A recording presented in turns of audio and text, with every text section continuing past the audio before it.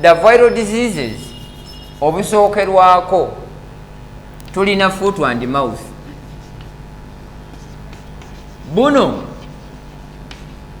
these are viral. Ne tubeera ne anthrax obwo buli viral. Ne tubeera ne pox obwo buli viral. Ne tubeera ne black quarter obwo nabwo buli viral. Naye nga of which buno eddagala lyetukola lubugema.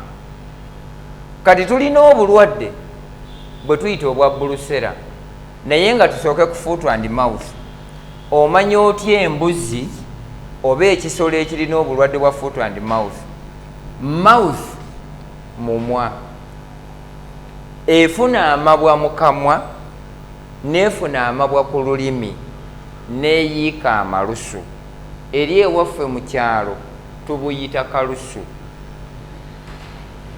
Bw'oba tewagema, honestly speaking, you are not advised okulya ekisolo ekyo, but who can endeavor? Neefu embuzi yo oba n'ogiraba ng'egenda kufa n'otagisala, ate abamu tulya ennyama nga teyidde bulungi, ekyo nkitya. When we talk of the food, ekigere kino we kiyimiririra bwe kiti kifunebwa wano. It can be treated.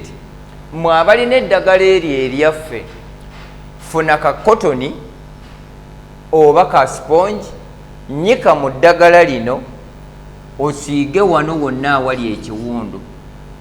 For 3 days kino ekiwundu kigenda kuwona. Bwe kibangebbwa amabwa gano gali mu kamwa, funa ekiyiso kisiringi oginywese butereevu emirundi egi. Within 3 days buno obulwadde bujja kuba buwonye. Togikuba mpiso. Lwaki? Ojja kwesanga nga ekisolo ekifunye obulwadde buno nga kiriggwako ligenda kuvaamu. Tugende ku bulwadde bwe tuyita obwa anthrax. Anthrax omanya otya ekisolo ekirwadde anthrax? 1, kireeta omusaayi mu nnyindo ne mu kamwa. Naye ng'ebiseera ebisinga obulwadde buno buzifunira eyo gye zinywera amazzi. It is not advisable ente eyo oba embuzi yo n'ogitwala mu ppondi gye zinywera amazzi, eya Mutebi nejja, eya Isa nejja, eya Madiina nejja, eya Costa nejja, eya Bushira nejja, ne zinywera mu kidiba eki. Buli emu ejja erina ekirwadde kyayo, zigenda gabana. Ekisolo kyo kiteera amazzi ewaka, womanye nti it is safe. Buno obulwadde bujjanjabwa. Bwe tugenda ku kawumpuli ono ekisolo ekirina obulwadde buno kibutukabutuka ng'omuntu afunye namusuna, kye tuyita pox. It can be treated and it can be prevented. Then obulwadde bwe tuyita obwa black quarter, efuna amabwa from nowhere ku lususu kuno n'etandika okuleeta omusaayi obwoya ne buggwako. It can be prevented, it can be cured. Zino ze zimu ku ndwadde eziri mu bisolo byaffe ze tuyita eziri viral. Nina omwami yangamba ali Nigeria, omulala ali Turkey. Yangamba ayagala akatabo era ne Mutebi mumugamba, but let me be open to you. Okusindikira soft copy, it can be possible. Naye bwe mba nkakusindikidde, the question is, bameka abagenda okaprintinga? Ekyo kyenjagala tumanye. Once I give you the soft copy, kati gwe bw'oba okaagala, you simply send your money. Tukozese DHL. Kajja kutuukako yonna gy'oli. If not that, speed post kajja kutuukako. Naye I don't want to deceive you nti bw'oŋŋamba okuweereza soft copy nti I will do it, awo mba nja kulimba ate mba saagala kulimba. Mutebimu mugamba mutuweereze soft copy, nedda ekyo kyo tukijje mu bwongo bwaffe. Saagala balimba, but we have the offices and the branches of DHL. We have that one of speed post. Anything can be sent to you provided that you send the money. Tugenze ku bulwadde obwo tuyita bacterial diseases. Kati bulwadde obuli bacterial buleetebwa buwuka. Number 1, fever. Guno musujja guleetebwa biwuka. Number 2, diarrhea. Ekiddukano kireetebwa musujja. Number 3, worms. Zino njoka zireetebwa buwuka. Kati bino byonna 1, tulina obulwadde bwe tufuna nga nagana buleetebwa mosquitoes na flies. Tuyina kola tutya. Njagala abali e Uganda nga mundaba, noonya kye tuyita oluwoko, ofune omuti gwe bayita muluko, ofune tobacco leaves, ofune tithonia oba ekimyula. Ebyo bw'oba obifunye, njagala obikuumire mu mazzi for 2 weeks. Bw'omala okubikamula, sengejja, fuuyira ente eyo, ebikwatagana ku bikwatagana mbu ticks, enkwa oba kawawa tebigenda kulumba nsolo yo. Ogwo muddo ngubawadde. Lwaki? Njagala buli atulaba, the time you give us watching our videos, that's the way how I pay you. Kubanga you need an empowerment. Nze abantu mbagamba mu nsi yonna, we have 3 categories of people: abaalema, abaalemwa, abaalemala. Omuntu eyalema bw'omugamba nti tulina episode ze tuteeka ku living agriculture nga kuyamba na kusomesa bantu bya bulimi na bulunzi, anoonya videos za buseegu, kulaba bali naked, kulaba bantu bakola bitabagattako, of which it is your choice okugamba nti kandabe bino. Now oyo yalema anoonya wali music, ebyo it's your right. Kati omuntu eyalemwa yoyo aba ne project gy'ayagala okukola oba gy'akola, naye nga is lacking the knowledge, is lacking the skill and technical advice. Oyo yalemwa, of which we are here. Ekyo tukijjewo ove mu baalemwa. Omuntu eyalemala sigamba mu bulamu bwe, naye yo obwongo bwalookingiraawo. Bw'omugamba nti plant medicine can work as the vaccine and the medicine for treating birds and human being and livestock, agamba tekisoboka. Naye njagala weebuuze, abazungu eddagala lye batuguza livaawa? Gwe omuntu gwe bali bajeemuuko erinnyo nga you have ever visited a dentist, oyo chloroform gwe bakukuba okusanyalaza erinnyo, baddira ensigo z'enjaga, ne baddira ensigo z'ekigaji, ne baddira ensigo z'ekigoogwa, ne bazigatta. Bwe bazigatta ne bakolamu amazzi ge bakusanyalaza okukuulamu erinnyo, obanga when you are going to be operated, ebyo bakola. Kati ffeeno bwe tubagamba nti omuddo guno gwonnaffe gwe tubagamba mwe bakola eddagala ezzungu, omuntu eyalemala takikkiriza. That's why we came out. Kuba bangi bagenda kulwala kansa lwa butamanya.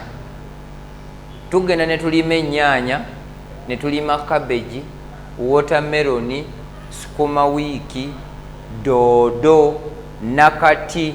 We spray using chemical medicine. At the end of the day n'olya nakati atayidde bulungi naye ng'eddagala liri kweriri.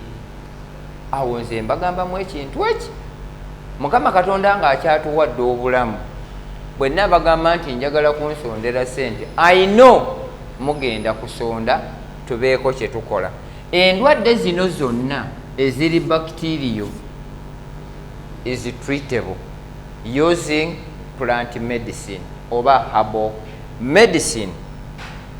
Then nkiddamu buli ali ku living agriculture mutera okubuuza mutebi, where is your office located?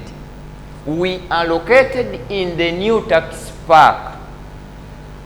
We are not at UBC. We are located at the new tax park. Eyo kalina eri ku Namirembe Road. It is opposite Ham Building Block A.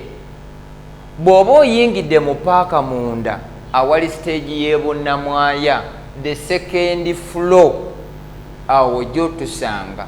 I repeat this and I will continue repeating this. Consultation is totally free of charge. Bw'oba ozze ku office oba bw'oba onkubidde, I don't charge you. Abantu bencharginga beba abagamba nti isa twagala kutulambulako. Nkiddamu gwe bw'oba oyagala kulambula, make sure you have the transport. Andeeta ewuwo nankomyawo. Tuzzeeyo mu ndwadde. Obulwadde obuli bacterial tubutegedde. Then obuli fango buno bwe buliwa. Buno buleetebwa emmere ebulamu ebirungo. Assuming tugenda kukozesa bino emmere entabule. Broken maize, oba bland, obusonko, mukene, soya. Bino bwe bibanga biyiseemu empewo ne bikwata ebitole, please don't feed your animals, neither your birds. Ebeera contaminated, eba efuuse ya butwa. Bwe tudda mu nkoko, emmere nga mulimu ebirungo ebibulamu oba eyiiseemu amazzi, towa nkoko zo zigenda kufa. Olw'ensonga nti I don't want you to lose your enterprise because of not knowing what you are doing. Nze kiba tekinyamba. I'm a veterinary officer by profession, but I'm not here to be making money.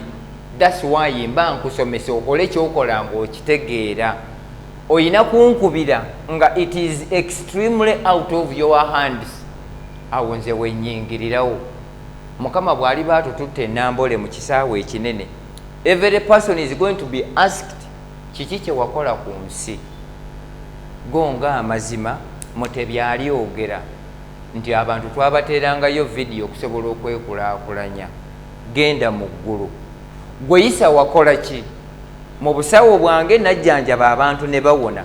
Ate ne bwe nnali nzize mu bisolo nasomesa abantu okusobola okwejjanjabira ebisolo byabwe ne babanga bakendeeza ku costs. Mbasabamu ekintu kimu. We are organizing a workshop, but we shall still tell you when and where. Naye ng'ekyo ebiseera bisinga muŋŋamba nti why can't we organize for all of viewers such that we can meet? Mulimu abali ebweru, but we are planning how to do it. Nga meeting eyo tugikolera ku Zoom. We shall tell you when and the time. Buno bwe tuba tubumaze tugambye nti tulina what we call the inbreeding.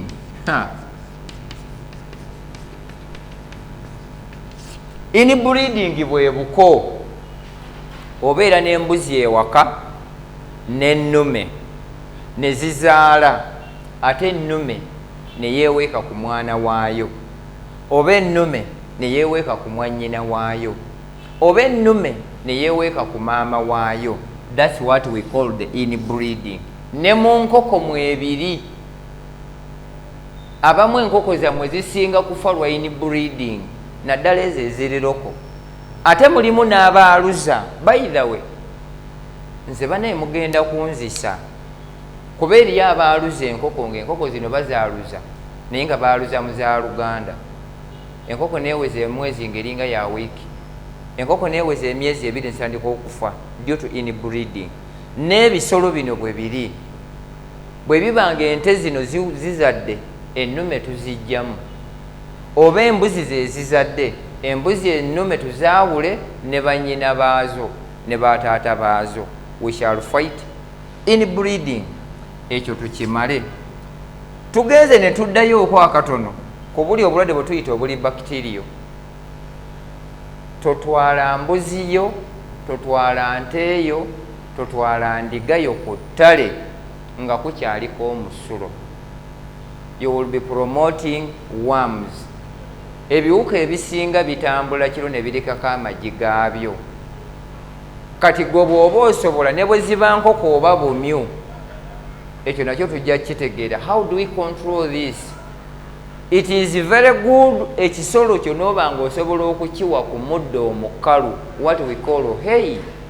Ojja kuba okontrolinze endwadde zino zonna. Ate ekisolo kyonna n'ekinyonyi kyonna 75% galina kuba mazzi gerina okunywa. Emmere n'ebanga erya 25%. Kati mu kino we mbagambira, every member and every viewer of Living Agriculture, we promise you to serve you. This is the site and this is the channel where your services is acquired. Era nze abantu mbagamba, Living Agriculture, it is your poultry, rabbitry and livestock health solutions, where you just need to like it, you subscribe and get every information you want. Ekyo kyensinga okwetaaga. Ekyendwadde ng'endwadde, ekyo kyo tukimaze.